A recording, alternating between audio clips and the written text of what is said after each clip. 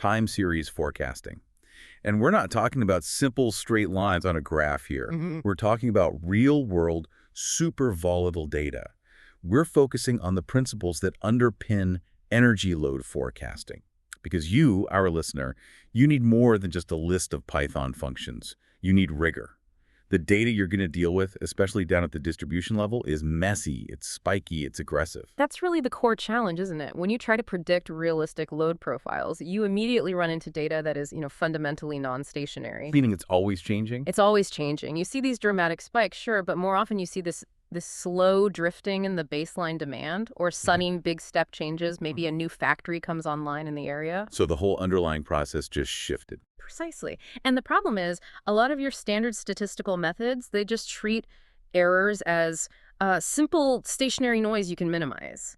But when the whole structure keeps shifting under your feet, that approach just breaks down. You have to adapt. Older data just becomes less valuable over time. Okay, but if we're going to use these newer, more powerful machine learning models to get accuracy, and they can get really complex, how do we deal with the need for transparency?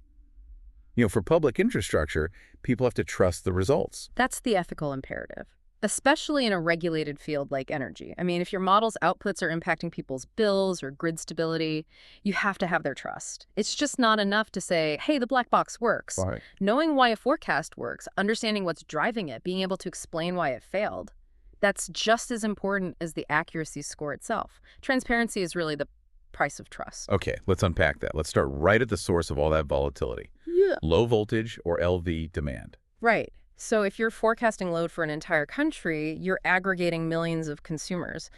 And the law of large numbers just smooths everything out. It's actually pretty predictable. But LV forecasting is different. Totally different beast. You're at the substation level, maybe dealing with just 1 to 100 connected homes or businesses. A much, much smaller sample size. Exactly. And that low aggregation means individual behavior. Someone turning on a kettle, charging their car. It creates these huge instant spikes in the data. The time series is just so much more irregular and volatile than what you see at the system level. And that's the chaos that you, the engineer, have to try and tame. That's it. And before we can even start taming it, we have to deal with the messy reality of the data itself. I mean, the sources all hammer home that golden rule of data science: garbage in, garbage out. Oh, absolutely. What are the most common gremlins we see in, say, smart meter data? Well, beyond the obvious missing values, you've got two really tricky ones. First, anomalous values, outliers. Usually a random sensor error or some temporary glitch.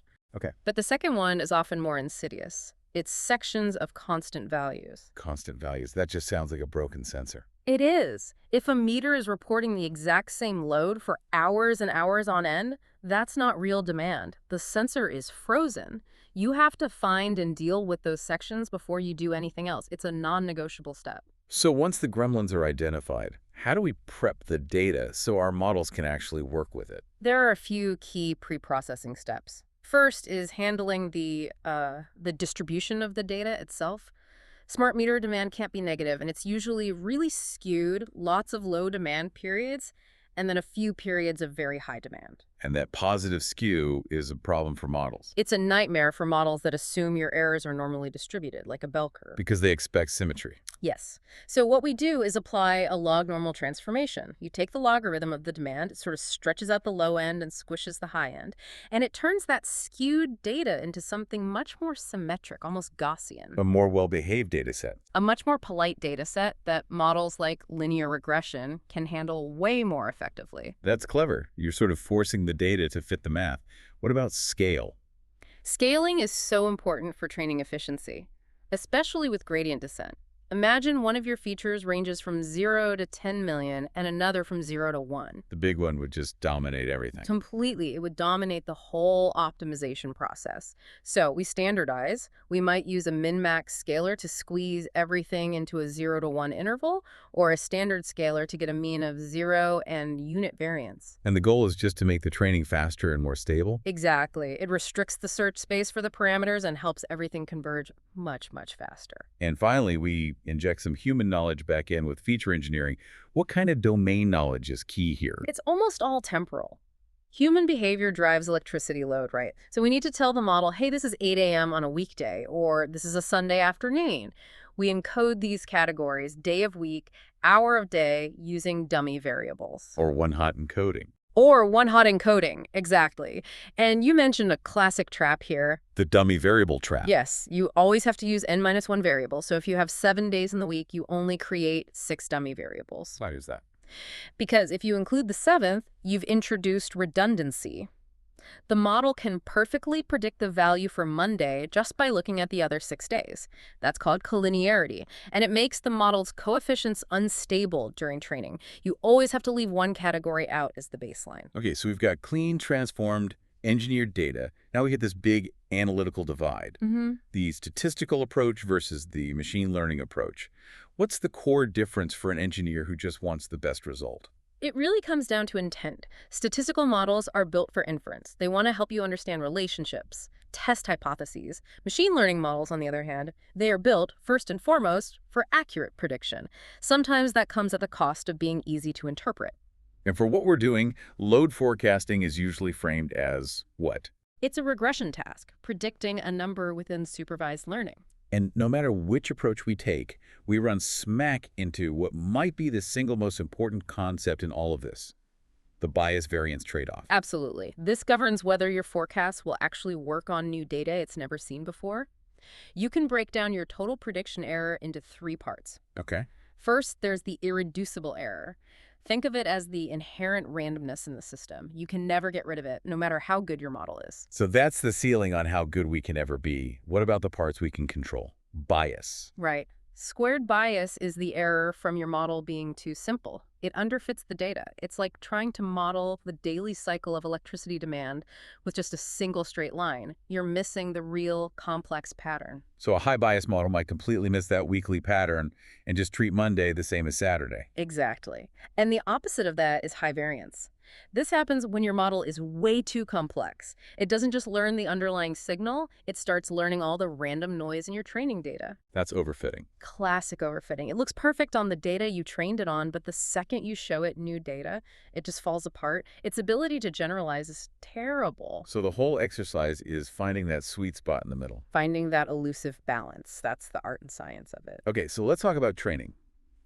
Since we're dealing with time series, the order of the data matters. We can't just shuffle it all up out through. No, you absolutely cannot.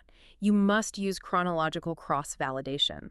This means you have a historical training period, then a later validation period, and finally, a future-looking testing period, always in that order. To make sure you're always testing the model on data it genuinely hasn't seen. If you don't do that, if you just randomly sample test points from your history, you get what's called data leakage.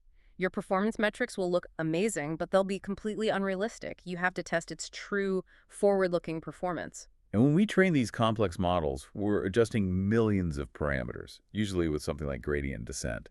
Yes, methods like ATOM are really common, but we often use what's called mini-batch gradient descent.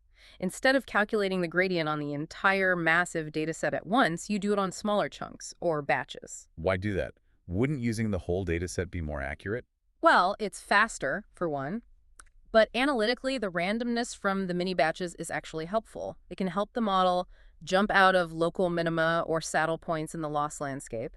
It stops the training from getting stuck in a suboptimal place. And to prevent that overfitting, that high variance problem we just talked about, we use regularization. How do we keep the model honest? Regularization adds a penalty to the model's loss function. It essentially punishes the model for letting its coefficients get too large or for relying too heavily on any one feature. And the 2 big methods here are ridge and lasso. Right. Ridge regression uses what's called a 2-norm penalty. It penalizes the sum of the scored coefficients. It shrinks them all towards 0, but it never makes them exactly 0. It keeps all the features in. And lasso is different. Lasso, which stands for least absolute shrinkage and selection operator, uses a 1-norm penalty. It penalizes the sum of the absolute values of the coefficients. And the critical difference is that this can force unimportant coefficients to go all the way to 0. So it does feature selection for you. It's an automatic feature selector. It cleans out the variables that aren't contributing, leaving you with a leaner, more interpretable model. For an engineer focused on deployment, Lasso is incredibly useful. Okay, models trained. We need to evaluate it. And the choice of error metric is huge because it defines what we care about. Let's compare the 2 big ones, MAE and RMSE. Sure. MAE, mean absolute error, is very straightforward. It's Mm. the average size of your errors, and it keeps the original units of your data. So an MAE of 5 just means you're off by 5 megawatts on average. Easy to explain. But RMSE, root mean square error, is also really popular. How does that squaring change things? By squaring the errors before averaging them, RMSE places a much greater penalty on large errors. A few huge misses during peak demand will blow up your RMSE score way more than they would your MAE. So if my main goal is to nail the demand peaks, because missing a peak could cause a blackout, then I should probably optimize for RMSE. Precisely. You pick the metric that aligns with your business risk. And one last thing, because volatility varies so much between different feeders and seasons, we often use skill scores. And what do they tell us? They measure your forecast's accuracy relative to a simple, naive benchmark, like tomorrow's load will be the same as today's. This lets you compare model performance across data sets with totally different levels of volatility. It puts everything on a level playing field. Okay, we have the fundamentals down. Let's talk about the actual toolbox. The sources list tons of models. How should an engineer think about their options for this volatile LV data? The toolbox is huge. You've got your classic statistical methods, exponential smoothing, ARMA, linear regression, GAMS. Then on the machine learning side, you have KNN, support vector regression, and really effective tree-based methods like random forest and gradient boosting. And then, of course, deep learning with CNNs and LSTMs. That's a lot. If I'm dealing with this messy, spiky LV data, what often gives the best bang for the buck? You know, for this kind of data, we often see really strong performance from the tree-based methods. So random forests and especially gradient-boosted trees. Why them? Two main reasons. First, they are naturally good at handling nonlinear relationships, which is definitely what we have with load demand. And second, they're much more robust to outliers and messy data. You don't have to be quite as meticulous with all the pre-processing. That's a great insight. But given all this volatility, just predicting a single number, the mean often isn't enough for, say, a grid operator. Not at all. That volatility means you really need to move to probabilistic forecasts. You need to describe the uncertainty. So instead of one number, you might predict a range, like the 5th and 95th percentiles, or even a full probability distribution. You're not just predicting a number, you're predicting the range of possibilities. Okay, let's finish with a really crucial real-world lesson from the case studies, something that might surprise an engineer building their first model. This is the one that often trips people up. When you look at the temporal patterns in LV feeder data, the single most powerful predictive feature, almost always, is weekly periodicity, lag 168 for hourly data. It just confirms that human habits, the weekly work and rest cycle, are the dominant driver. That makes sense. But what about the feature everyone assumes is the most important one at the system level? Temperature. Ah, the temperature conundrum. Everyone thinks, correctly, that temperature is a huge driver of load for heating and cooling. So you'd assume that including a good temperature forecast would be a massive win for accuracy. Seems like a no-brainer. It does. But rigorous testing across many residential LV feeders show that adding temperature forecasts either only slightly improved accuracy or in some cases it actually reduced accuracy. Wow, that is genuinely surprising. Why would that happen? Well, there are a few theories. It could be collinearity with seasonality temperatures already baked into the time of year. Or maybe a lot of homes in that area use non-electrical heating like natural gas. Yeah. But the reason is less important than the lesson. Even the most intuitive, common sense features must be rigorously tested. Your intuition has to take a back seat to the empirical evidence from your validation set. You have to test your assumptions. It is a perfect, humbling note to end on. So we've armed the analytics engineer with the core pillars. Understanding LV volatility, navigating the bias variance trade-off, choosing the right metric for the job, MAE versus RMSE, and finally, the need to question every single assumption, even one as obvious as temperature. And if I can leave you with one final challenge to think about, it's this. Avoid data leakage at all costs. You see so many studies that get amazing results because they use data that you just wouldn't have in a real forecasting scenario. The biggest mistake is using weather observations instead of actual weather forecasts. So they're cheating. They're using data from the future. They're cheating. The model looks incredible, but it's totally unrealistic. It gives you a false sense of confidence before you deploy. Building a truly robust, real-world forecasting system means being brutally honest about what data you'll actually have available at the time of prediction. That is the #1 challenge.